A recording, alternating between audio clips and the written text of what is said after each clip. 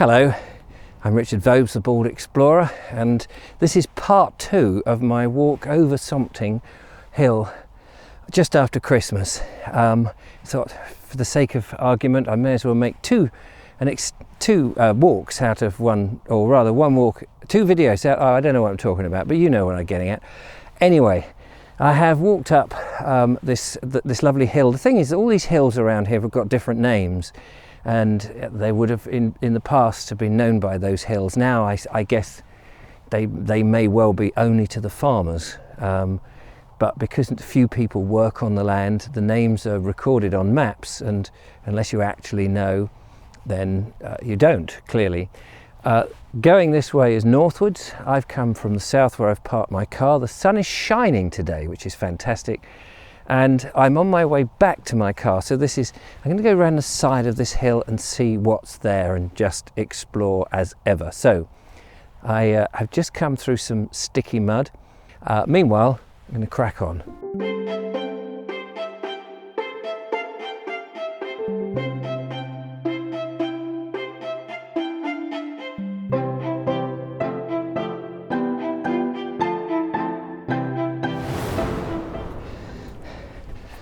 So I'm rounding the hill now, and at the bottom of the hill, of course, the water is coming down. So although the water sinks through, as I mentioned in the previous video, after the recent rain, it does sink through the chalk at the bottom of the hills. Some of it comes out and trickles down the little lane. You can see behind me a little bit of a lane down there. A lane, not Elaine. Elaine is another woman altogether. And coming up here on this little ridge past this fence to have a look, as I did from up above the hill, looking west across these beautiful green pastures, and in the far distance, I haven't got my other camera with me, which is a shame. I put my long lens on and get close-ups. You'd see some cows. I don't think you'll see them, but they are there behind me. So going to move around this hill. This is interesting. I've not been on this path. I've walked the other one many times, but this one, no.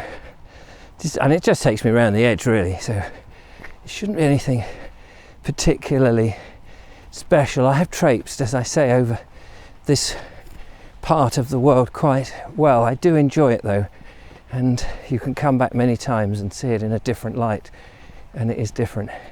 You can see up ahead as I'm approaching the outline there, hawthorn trees without their leaves, without their blossom as yet. But it won't be that long, 3 months maybe, and these silhouetted trees as we see them as I approach will be a haven of white. It will be the snow of the spring will come in. There are still on here berries, look, little berries that have yet to be eaten by the birds. But it's at this stage, what I like is you can see just how thorny this is, and you can see it's definitely hawthorn and not blackthorn because of the red of the berries. I'm amazed actually how many red berries, and that will sustain life for birds throughout the winter. But look at the lichen as well. If we come down here on this camera, I hope you can see it, enough of it. Beautiful, almost a luminous green lichen against the brown, and then these red berries. Very beautiful to see. And these windswept trees, as I say, will change as the seasons go. It's one of my favourite trees actually. They're very hardy things, and you often see them on the tops of hills where they're bent over in the direction of the prevailing wind. It's fascinating. Right, we must crack on. Oh, and up here, hang on, just before, clamber up here. Looks like an ash, this tree here.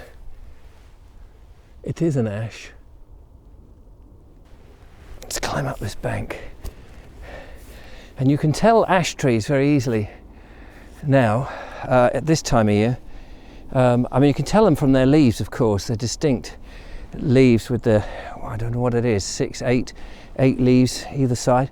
But here, if you look at the buds, they're big black buds on the end. And also notice how that branch, it has a sort of U shape, doesn't it? They come out and they try to reach upwards. And that's another way of looking at an ash tree from a distance. It's lovely. And yet, I don't understand really, because how it got here, it's quite a young one, and it's surrounded by hawthorns. There's no other use. So presumably, one of the seeds may have flown or was carried in the stomach of a bird.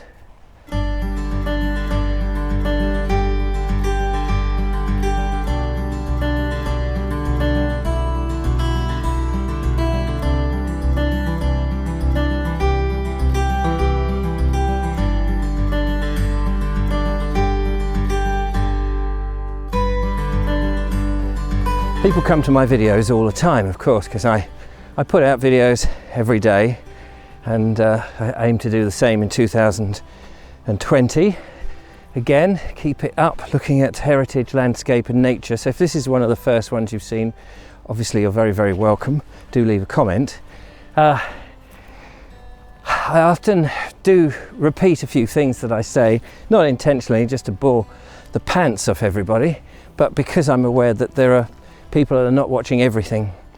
And one of the striking things I think about the Southdowns, and I have spoke about this before, look at that, I think they're skylarks. I don't know if you can hear them. You probably won't see them on this camera, unfortunately. The last 80 years, since 1940, Second World War, of which I'm going to be doing some Second World War explorations coming up in the new year. It's where the land has become more and more depleted of people. And when you go back in time, this land, these Southdowns, these hills were peopled with people going right back to the hunter-gatherers of 10,000 years ago, to the Neolithic, to the Iron Age, to the Bronze Age, and so on, to then the Romans, to the pagans who lived here, the ancient Britons, who farmed, and then the Anglo-Saxons who came and started to settle in communities. And when you walk across this land on these old pathways, as I am now, you really are walking in history. Sadly, you can't see much of it, and you have to interpret the landscape, of course. And the way that we farm now is so intensive. Great big fields, I mean, it looks, behind me, it looks very lovely. But it looks like massive, at the moment, it just looks like massive mown lawns. And of course, it never really looked like this, Small communities would have been here, especially with in the times of the Iron Age and the Romans and the Anglo-Saxon period. Little communities, trees, a lot more vegetation, a lot more, this intensive farming in these great big things. It's just not how it would have been, and it's so difficult really to get your mind to picture how it was. But what you can, I suppose, grasp onto is if you just about, I haven't quite got away from the roar of traffic. If you come up here at night time, it's a bit better, but you'd need a bloody torch, wouldn't you? To get a sense of scale and vantage. I'm going to head back now to the car. Finish up in the distance there. I don't know if you can see that smudge of grey is the little mini woodland area on top of a hill that overlooks Sompting, and then slide down there, not literally, you come down to where I've parked my car, and that's that's kind of going to be it really, I think. So thank you so much for watching. Do keep in touch. I don't know if the weather is going to improve at the moment. It's been a bit of a pain. Haven't been able to get out as much as I would like, but I'm out now and I'm loving it. As I said in the previous video, I don't know what it is. There's something primeval about getting out onto the Southdowns and connecting with the earth, and a bit of woodland, bit of lichen, whatever. The fresh air, maybe it's the fresh air, maybe it's the season, I don't know. I'm feeling very hopeful for this year ahead. I'm feeling very positive. I went through a little bit of a downer, I think, because of the rain and things, but it's amazing what the sunshine does. Anyway, I'm going to end it now. Thank you so much for watching. Don't forget to follow, like and subscribe. It does help. Share the channel if you can. Become a patron, support what I do so I can go further afield and put petrol in the car and stay in some Airbnbs and tour around this wonderful, beautiful nation. I'm English. I'm proud of being English, and I want to show off England in particular, but also the surrounding countries, Wales, Scotland. Then I like to go over to Ireland and explore that. That would be fun too. So there is a lot to do, and there's a lot of positivity flowing from me. Now, you don't normally hear me speak like that, I know. But anyway, I've got some great patrons. I want to thank them. Thank you so much for being my patrons and supporting everything I do. I couldn't do it without you. I don't put credits up at the end of the videos. There's too many of you, and people come and they go and what have you, and just know that you are very important to me, and I couldn't, as I said before, couldn't do this without you. So thank you so much.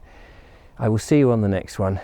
Thumbs up if you've liked the videos, and take care. And if you're watching this before the new year, have a happy new year. I will make some more videos in between, but just wanted to say that, and I'll leave you with a great view. Till next time, bye bye.